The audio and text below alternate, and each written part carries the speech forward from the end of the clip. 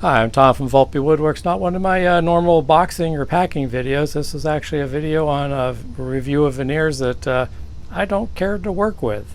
Starting off with Carpathian Elm burl. Again, it's a little misleading as far as what I just said. Carpathian Elm burl is a gorgeous looking wood. It's so versatile. Especially I like working with it only if I can get it in this very flat processed version. Here's nice flat sheets. Normally comes from vendors where essentially you got to process it with a veneer flattening formula. This is not that bad of a sheet. A lot of times you get it where essentially it's like a Lay's potato chip.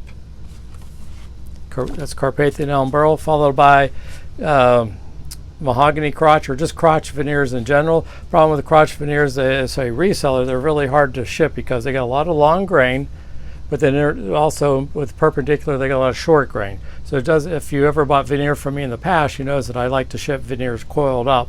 Well, when you have long grain intermixed with a short grain, it tends to shatter or essentially just break.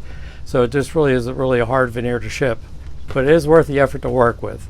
Tiger wood, I detest this wood. Goncalo owls. It's as hard as glass, and it's about as fragile as working with a Dorito. You can see here, when you get a little bit of grain tear out on there, there's little sharp points. Those are like needles. They just penetrate your skin. I do not like working with Goncalo owls or tiger wood. Paduk, laying next to a nice piece of curly maple, excellent wood.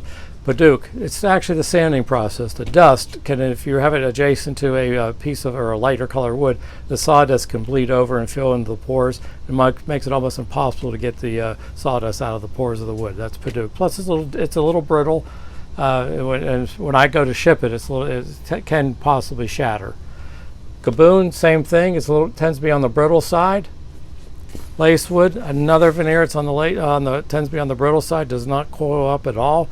Also, those little fleck veneers or fleck spaces, they tend to be could be a little bit on the thin side. So when you go to actually sand finish your project, you can actually sand through. Fumed veneers, in this case, Binga.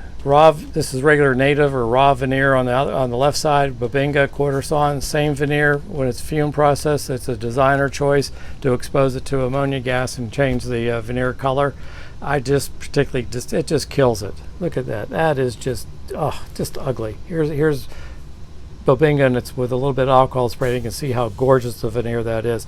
These are all my selling venues. If you have any questions, please reach out to me by email at tom@volpewoodworks.com.